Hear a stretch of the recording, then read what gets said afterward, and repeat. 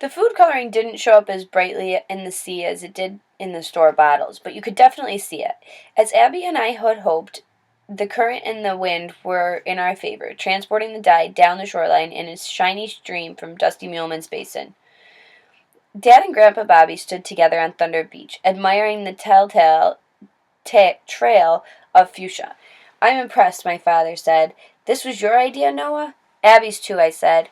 All I did was pick out the color, she said. That's not true. We're 50-50 partners the whole way. My grandfather slapped a hand on Dad's shoulder. Payne, you and Donna really lucked out with these two youngsters.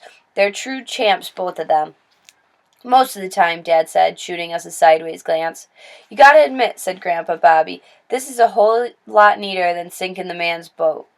Yeah, Pop, thanks for bringing that up. Mom kept staring at the purplish slick in the shadows. Even though she was wearing sunglasses, we could tell she was upset. At first, I thought she was mad at Abby and I, but it turned out that she wasn't. She was mad at Dusty Muleman. Unbelievable, she exploded finally. How can a person do something like that? A father, for heaven's sake. All of the kids in the island go swimming here, and he's poisoning the place with all this caca, said Abby. Whatever, my mother fummed. The man ought to be in jail. He's a menace to public health. Dad has a long list of people that he says should be locked up for one thing or another, but this was the first time I've ever heard that Mom say that about somebody. My grandfather also was angered by what he saw, although he tried not to show it. Jail's too good for the lowlife who did this, she said, but it's a start. Abby and I looked uneasily at each other. We'd seen Grandpa Bobby in action before. Payne, you remember that big mutton fish I caught here? He asked my father. A 15-pounder? You bet I remember, only it was 14 pounds, Dad said. 14 even. Sure.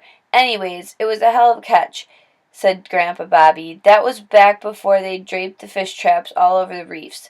Back before certain creeps started dumping their crapola in the sea. There was a rumbly edge to his voice, like he was shrugging to keep his temper under control. Mom said, Don't worry, Pop. Someday Dusty Muleman will get exactly what he deserves. People like him always do. This was her famous what goes around comes around theory. My grandfather obviously didn't buy it, although he was too polite to say so. He picked up a branch of driftwood and swept it back and forth through the stained water. Somebody probably ought to notify the Coast Guard while the tide's right, he said. I didn't mention the phone call I made earlier to the house. As if on cue, it sounded like a rolling drumbeat rose from the north. Abby said, Listen, guys, you hear that? Thwack-a-thwack, thwack. We all turned and looked up. Over there, said Dad, his eyes like in a stray. The rest of us couldn't see a thing. After a while, my grandfather spotted it too, and pointed where to look.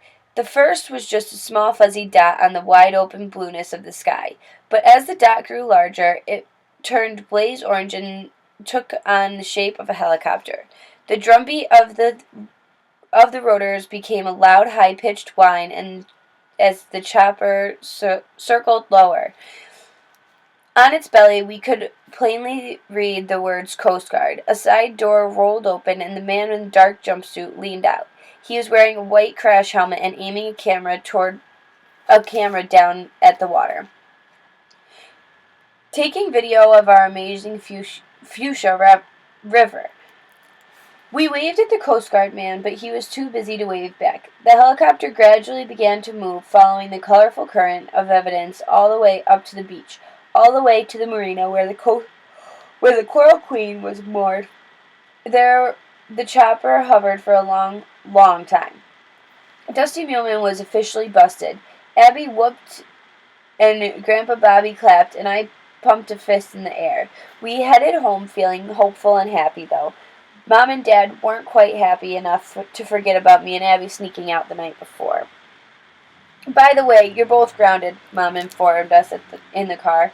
I signaled for Abby to stay cool, but she ignored me. Grounded? For how long? She said indignantly. Indefinitely, Dad said. which was better than setting an exact number of days or weeks. From experience, I knew what an indefinite grounding could be negotiated favorably, if only Abby would quit whining. It's not fair, my sister said. In fact, it really bites. Watch your mouth, young lady, Mom warned. But we have just saved Thunder Beach. Don't we get a bonus point for that? Grandpa Bobby said, Abby, darling, it won't be so bad. Anyways, it's probably a smart idea for you and your brother to lay low for a while. And he was the family expert on laying low. I waited until we got back to the house before asking my parents to delay the starting date of our grounding. Just until tomorrow, I said, please.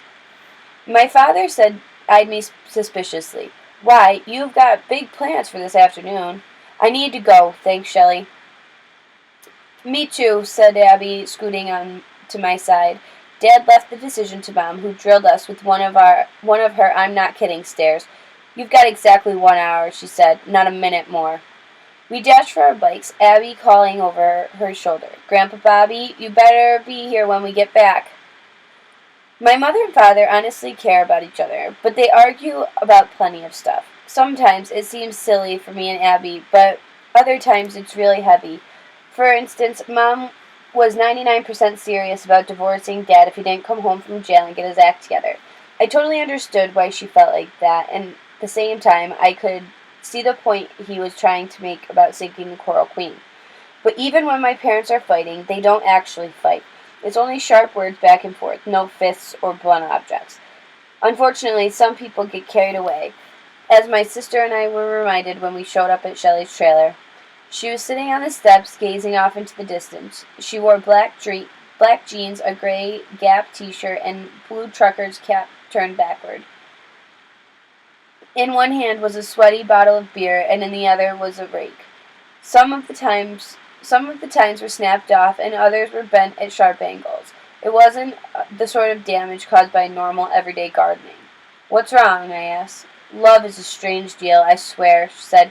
You want to come in? It's an awful mess, but I'll be honest. We'll help you clean up, Abby offered. What kind of mess? I asked. Nothing like you've ever seen before, Shelly said. Think you can handle it? After seeing the condition of the rake, I wasn't so sure. To stall her, I asked her what had happened on the Coral Queen after I jumped overboard. She laughed. Nobody heard a thing because the band was so loud. Everyone just kept drinking and gambling. The customers who saw you run past, they figured you belonged to one of the crew. What about the nasty old lady who tried to break into the bathroom? Oh, her? Free stack of chips, and she was back at the blackjack table, happy as a clam, Shelly reported. Speaking of bathrooms, I have to make like 7 trips before I got rid of all the purple goo. Every time I'd get settled, nice and cozy, somebody'd start banging on the door, saying they couldn't wait. My wrist hurts from flushing so much. But our plan worked, Abby piped eagerly. Did you see the helicopter fly over? That was the Coast Guard. We saw him taking video of the stain in the water. No kiddin'. Shelly looked pleased. She stood up, spinning the rake like a cheerleader's baton. Did Dusty say anything about after the casino closed? I asked. Nah, he's a total basket case, Shelly said. There was some big fight on the dock, and Luno got his butt seriously whipped. It was what I heard. One of the bouncers drove him to the hospital, and then the cops showed up, asking what had happened, but by then Dusty already split. The crew didn't know any different, so they waited until all the people were gone and pumped the holding tank straight into the basin, same as usual. I told Shelly she'd done a great job. Thanks for emptying that liquor crate so that I had a place to hide, and for sneaking into the lady's head, and most of all for risking your neck to help us out. Yeah, you did awesome, said Abby. But what about your Dusty's secret spy at the Coral Queen station? At the Coast Guard station. How'd you fix it so it wasn't around this morning when Noah called about the Coral Queen? Shelly propped the rake up on one shoulder like a rifle. Come on in, she said to us, but like I said, it's not a pretty picture. She wasn't kidding. Inside the trailer, it looked like a small bomb had exploded. Broken lamps, overturned furniture, dents and holes in the fake wooden paneling. 2 rumpled men lay face down, one on the gross shag carpet, one on the gross, moldy sofa. We couldn't see their faces, so it was hard to tell if they were dead or alive. The one on the floor was sopping wet and striped green with slime from the aquarium, which lay on its side empty and cracked. Shelly used the rake handle to poke the unconscious man on the sofa. You asked about Billy Babcock? Well, here he is. Billy Babcock made a long, snuffling sound, but he didn't move. What did you do to him? Abby asked. Nothing. He didn't want done, Shelly replied with a snort. He spent about 2 hours yakking at my bar last night. I figured the only way to guarantee that he wouldn't be at work this morning was to bring him home with me, and we get the idea, I cut in, not wanting Abby to hear the R-rated details.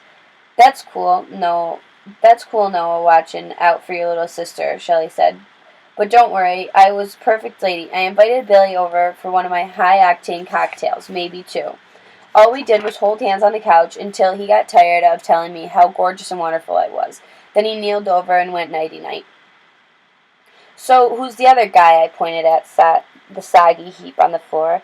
You didn't recognize him? Shelly chuckled again, using the business end of the rake. She snagged the man's ooze-covered shirt and rolled him on his back. When I saw that pasty, sunken face, I was completely blown away. Well, who is it? My sister asked impatiently.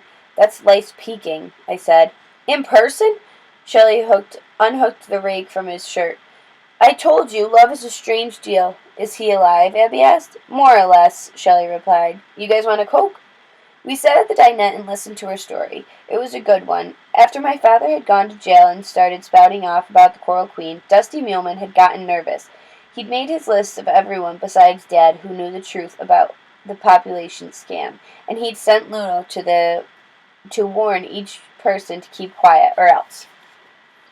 The goon hadn't murdered Lice Peeking, as Shelly had thought, but he had scared the bloody fluids out of him. When Luno had shown up at the trailer, Lice naturally assumed that Dusty had found out about the secret detail with Dad, the bonefish skiff in exchange for Lice's testimony. So as soon as Luno left, Lice swiped Shelly's Jeep and drove full speed for the mainland. True to form, he forgot to fill the gas tank. When it was empty, he simply parked the truck and took off on foot. But what about the bloodstream on the seats? I asked. Shelly shook her head sheepishly. Ketchup, she said. The slob was picking out on Big Macs and fries for 40 miles. Abby said, Why'd he come back? Did he run out of money or something? You're a very sharp young lady. Yeah, he ran out of money, Shelly said, but that's not why he came back to the Keys. See, he missed me. Deep down in his heart, he truly did. I cringed at what my sister asked. How could you possibly believe that? Because the man knew for a fact what would happen if I ever laid eyes on him again. He knew I'd whoop him like the sorry, no good jackass he is. Yet, he came back anyways. If that ain't true love, it's close enough for me, said Shelly. The timing of Lice Peeking's return couldn't have been worse. It was past 3 in the morning when he'd flung open the trailer door, only to find his cherished Shelly reading an astrology magazine on the couch, with the snoozing Billy Babcock stretched out beside her. In a jealous fit, Lice Peeking had jumped on Billy, kicking and punching and scratching. That was when Shelly had run to the tool shed. Being whacked with a rake seemed like works miracles on Lice Peeking's attitude. He dropped to one knee, told Shelly he adored her, and blubbered he was sorry for all the rotten deeds he'd ever done. Even promised to pay back the $186 he took, plus the towing charges for the Jeep, Shelly said. I'll never see a nickel for sure, but still, it was a nice sentiment. I told Lice to quit begging and get off the floor, and that's when the fool grabbed the aquarium stand to pull himself up. Whole tank tipped over on top of him, all 50 gallons, and off to dreamland he went. It wouldn't have been a huge shock to learn that Shelly had purposely dumped the grungy aquarium on Lice Peeking, but I took her word that it was an accident. Anything was possible. What about the fish? Abby asked worriedly. There was only one left, the loneliest, most pitiful guppy you've ever saw. I put him in the bathtub, Shelly said. And him? I nodded towards Billy Babcock. Slept through all the night, believe it or not. Shelly nudged him again with the rake handle. Once he wakes up, I'll clue him in on what happened. Otherwise, he'll just be curious about all those fresh bruises and fingernail marks. I went over to take a close look at Lice Peeking. The toppling aquarium had left a plum-sized knot on his forehead. His t-shirt showed several rows of small bloody holes where Shelly's rake had dug in, but he seemed to be feeling no pain. He snored peacefully, blowing snot bubbles from his nose. Abby said to Shelly, "What a loser. I can't believe you're taking him back. It's none of your business, princess, but let's say it was. Let's say you were my mother and you were upset about me hanging out with this lame excuse for a boyfriend. I tell you that I'm a big girl with my eyes wide open. Maybe made a few dumb mistakes of my own, but I was always grateful for a second chance. And trust me," Shelly said, "that's all Lice Peeking is getting. One more chance. Look here. He even went and bought me some new earrings." Shelly pulled back her thick hair to review 5 small, shiny hoops in her left ear. Abby admitted they looked cool. "Yeah, they do," Shelly turned to me. "Noah, what does your daddy think is going to happen to Dusty Muleman?" "He says the Coast Guard will probably shut down the Coral Queen right away. He says they won't throw Dusty in the jail, but they could make him pay for a fortune of fines. But if the boat is out of business, then you're out of a job," Abby said to Shelly. "What are you going to do?" "Don't worry about me, princess. Being a bartender in the Keys is like being a roofer in hurricane season. You're never out of work for long." The trailer was such a disaster that sweeping and mopping seemed like a waste of energy. It should have been straight it should have been towed straight to the county dump, but it was Shelly's only home. So I said, "We're going to help you fix up this place." "You'll do no such thing." She steered us toward the door. "I got all the help I need. If these two turkeys ever wake up." She gave each of us a quick hug and then closed the door. Abby checked her watch and announced that we had exactly 11 minutes to get home, or else we'd be grounded until the next century. We took off down the old road as fast as we could. Ahead I spotted 2 familiar figures, one running and the other pedaling a beach cruiser beside him. Abby noticed them too. "Noah, don't stop," she said through clenched teeth, "no matter what." And I wouldn't have stopped either, if only Jasper Jr. hadn't called me an exceptionally insulting name as we flew past. Next thing I knew, I felt myself hit the brakes. It was pure reflex, and all that had happened. After all that had happened, I just couldn't pass up the opportunity to brighten Jasper Jr.'s day. "Are you completely whacked?" Abby whispered. "Keep going," I said firmly. "I'm not kidding." She knew it too. She kept riding. I spun the bike around and waited. Jasper Jr. was on the beach cruiser, and Bull was jogging to keep up, beat-faced and sweating buckets. "Where are you guys going?" I asked pleasantly. "To the marina." "To the marina, maybe, to have a chat with the Coast Guard?" Jasper Jr. hopped off the bike and let it fall. I could see that he was boiling mad. He stalked up to me and grabbed my handlebars and wrenched them back and forth, trying to knock me off. Somehow I kept my balance, and I also kept the smile on my face. It was driving him nuts. "Okay, dork brain, let's do it," Jasper Jr. snarled. "You and me, right now." "Jasper, don't start nothin'," Bull said, bending over, catching his breath. Very calmly, I climbed off my bicycle and put down the kickstand, and then I stepped up to Jasper Jr. and got right in his face. When he reached up to shove me, I knocked his arms away. He seemed totally amazed. I couldn't stop smiling. Being afraid of those 2 boneheads seemed so ridiculous. I'd rather have taken another punch in the eye than run away. "Come on, dude," Bull said to Jasper Jr. "Let's go."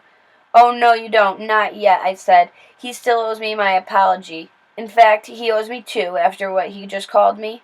"You're so dead," Jasper Jr. snarled. "So dead."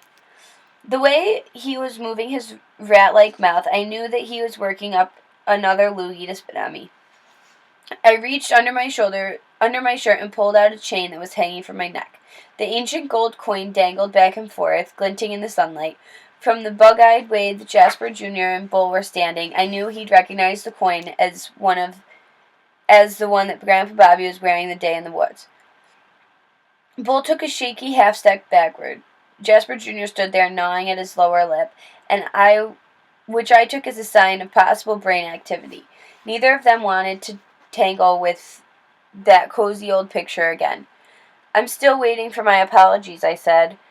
Bull poked Jasper Jr. "Get it over with, dude." Then Bull picked up the beach cruiser, hopped on, and pedaled away. Jasper Jr. shifted uneasily when he watched his friend ride off.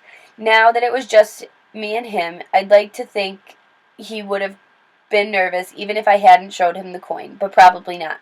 He turned his knobby walnut head and hawked on the pavement. "I'm sorry, Underwood," he mumbled, barely loud enough for me to hear. "One down," I said, "and one more to go." It was obviously painful, but Jasper Jr. forced himself to say it again. "I'm sorry, okay? SORY. "Close enough." I stepped back and waved him down the road. Jasper Jr. gave me one of his trademark sneers and took off running. "Have a nice day," I called, though I knew it probably wouldn't turn out that way for the Muleman family.